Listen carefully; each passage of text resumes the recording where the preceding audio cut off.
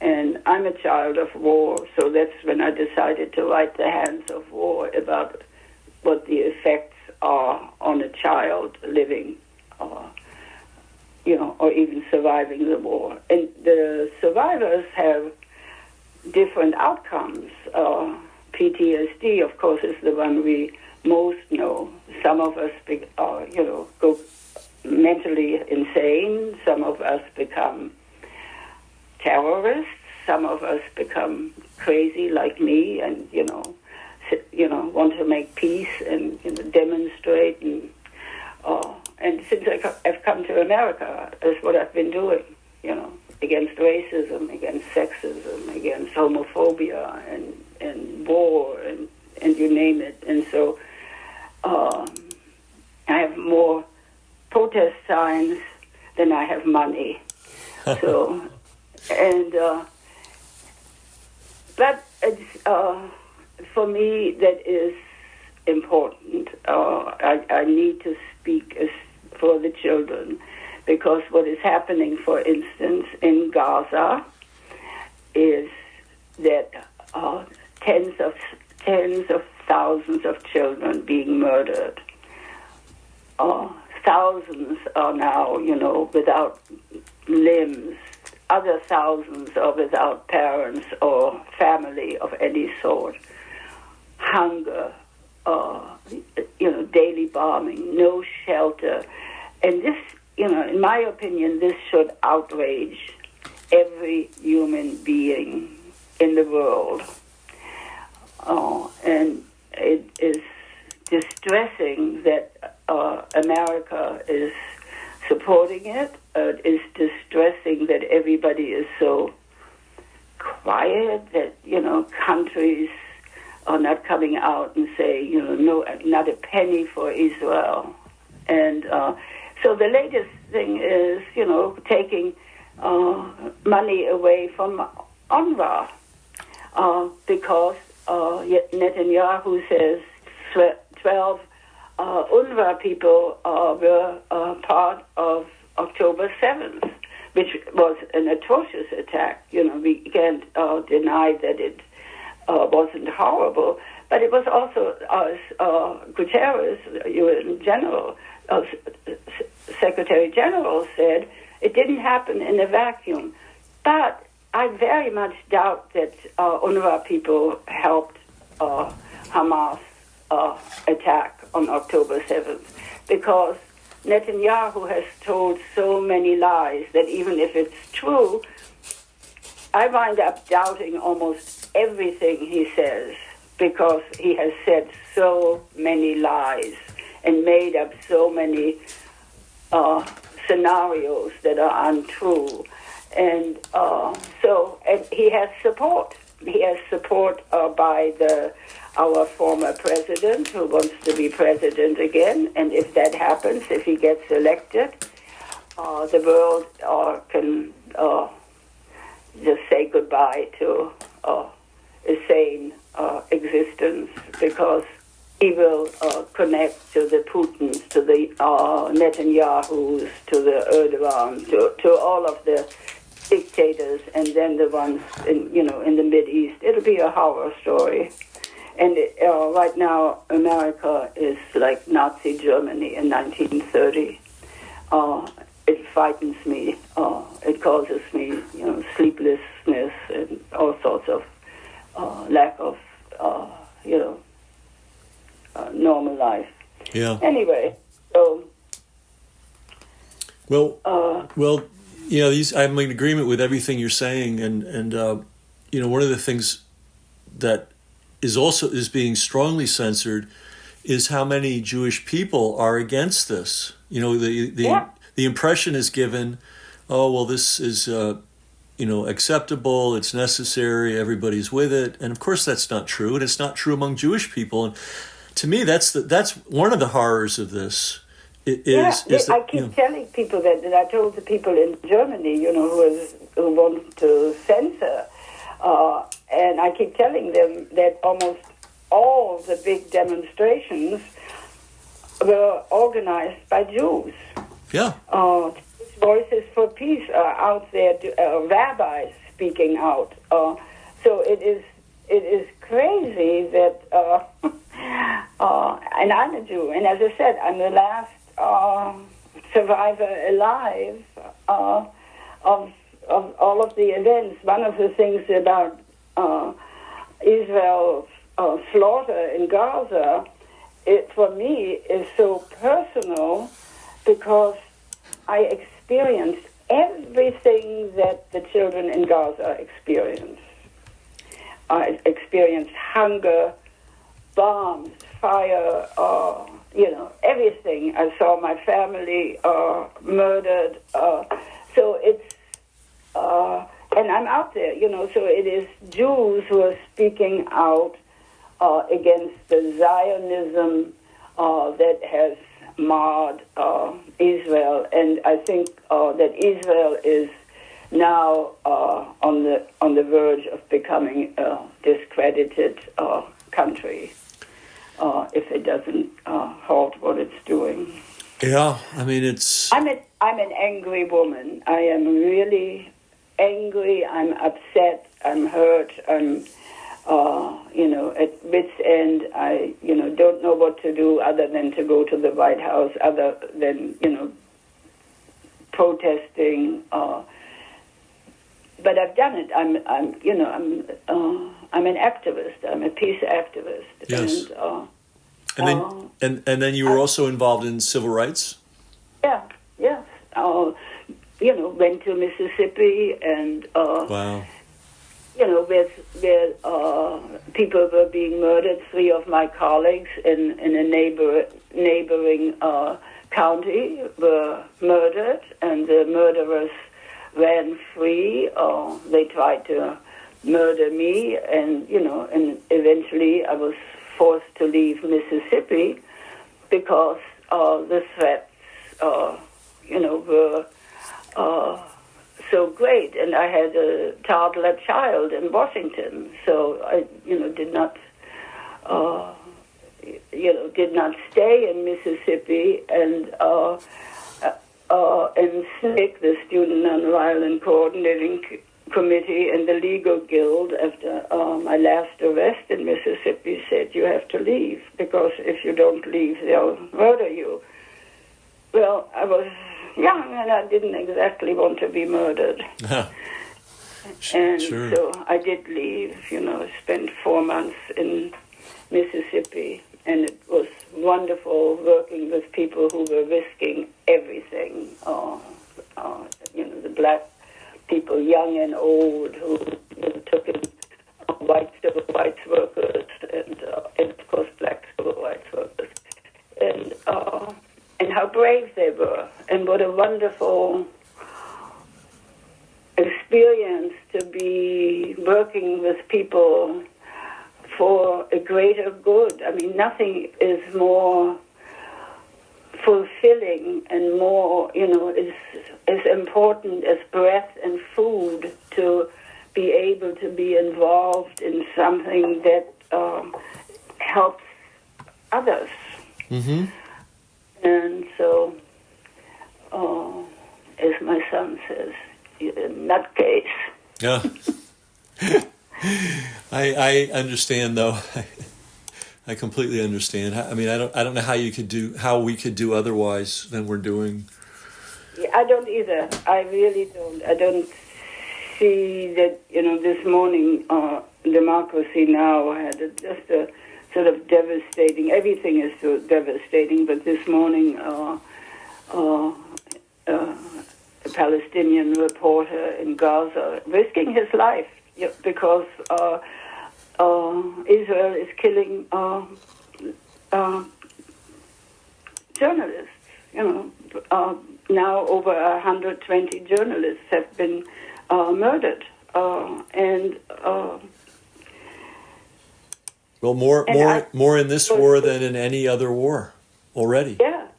Yeah, and I was snug. I had my first cup of tea in bed. I know. And I felt suddenly so, I don't know, not guilt, but so uncomfortable with myself for being warm and safe. And I may not be safe in some ways, but I was safe from bombs and famine, and I just felt awful that there I was, snug and safe and loved, and it just it really haunts me, and the Gazan children haunt me to an extent that I have not experienced before. We protested at Vietnam on behalf of Ukrainians and all of that, but I've never had this where I'm physically and mentally affected. I feel like I am now also a victim of Israel's war in Gaza, and I identify with them more than I would like to be more clever and rational and objective about it, but it eludes me. I see. I mean, well, we're seeing so much of it. We see it. But I feel the same every time I sit down to eat. I think, wow, I'm eating. Yeah. And they're not. Yeah. It is amazing, isn't it? It's unbelievable. At the very beginning, in early October, when the world was told that Netanyahu was not allowing food and water to come into Gaza, I was going to the kitchen and I poured a glass of water and began to drink it, and I vomited. Wow.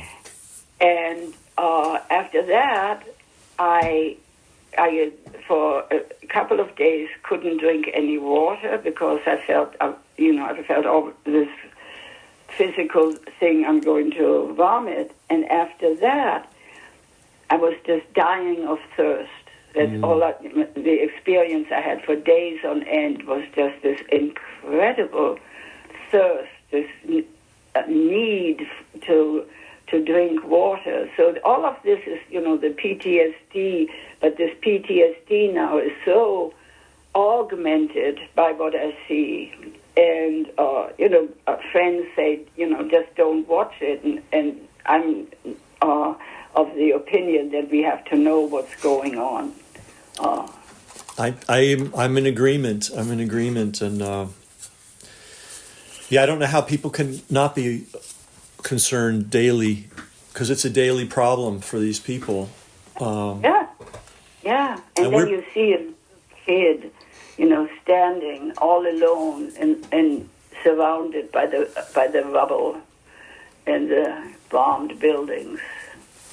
I know that Adam will oblige for sure. Good. So he's right now prowling the halls of Congress, trying to get members of Congress to agree to a ceasefire, and is also trying to get them to meet with me, but I think that they're afraid. I bet they are. I weigh 100 pounds, and people are afraid of me, and I find that hysterically funny. When they first told me that I was going to be canceled, I thought it was funny. I thought, this is ridiculous. Why would they, this harmless old lady, why would they want to cancel? If the Nazis couldn't cancel you, I don't think these people are going to be able to cancel you either. So I just, this is something, we survived because of the Allied bombing of Hamburg, which was the worst bombing of the Second World War in Europe. Oh. Where in the space of about 4 hours, something like 50 to 80,000 people burned to a crisp from the firestorm and the bombs. We had gotten we were the last of our family not sent to be killed. My Jewish Hamburg relatives were sent to Minsk in Belarusia, where they were murdered upon arrival and dumped into a mass grave. And others in other parts of Germany were sent to Buchenwald. And so we were the last to get our deportation order to Theresienstadt, which was the place for where people were being murdered. And so the bombing happened, and my father was the reason we were left semi-alone until 1943. My family was murdered in 41. My grandmother was taken the night before I turned 6 years old. And so in 43, the Nazis, my father was not Jewish, and they, until summer 1943, the Jewish spouses of Aryan spouses were restricted but not sent to be murdered. And that was lifted in 1943, and my mother got our deportation order, and then the Allies bombed the city, and there were so many burned bodies, burned to a crisp, and they looked like blackened driftwood, charred wood. And we were able to go into hiding. And our hiding place was sort of outside Hamburg in a sort of disused, ex-urban little farm, very small, just for consumption just by that family, but no longer worked. And this couple, communists, the husband had been tortured in 1933. They were communists, and the communist underground, and the communists were the ones fighting Hitler and fascism. Anyway, we were hiding there in a tar paper shack when there were no people around, and when there were people around, it was in an earthen dugout underneath some hazelnut bushes. Huh. And my 8th birthday, we were hiding in this earthen dugout, and I told my mother that if war ended and if I lived, whenever the war ended and I was alive, I was never going to be silent again. And I wanted to become a peacemaker. I wasn't sure what I meant by that, but I knew what war was, and I, thought that peace was the opposite of war, and I said I wanted to become a peacemaker. And you said that at 6? At 8. At 8. Wow. Yeah. And at 6 and 7 is when I experienced the bombing. So my childhood was, a disaster, and until 17, it was an absolute disaster. I came to America, the land of the home and the brave, and all that. I believed all of the propaganda on a student visa. I came to New York City, and I discovered that America was a racist country. And at 17, I got involved in the civil rights movement. Wow. It saved me. It gave me hope that if people stick together and fight non-violently, always, my big thing is we have to make our point and express our issues non-violently. And it was something that, made me, the war made me, but also the civil rights movement gave me direction and gave me, allowed me to some form of sanity. And, the 60s, I think, were the most glorious, it was the most glorious decade, and a little bit after, that America had experienced. And we were on the way to becoming a land of the free. And then Reagan became president, and everything was undone. Yep. I remember. And now, everything is being undone. And so it is the war on blacks, on immigrants, it's the war on women, especially on trans and homosexual people.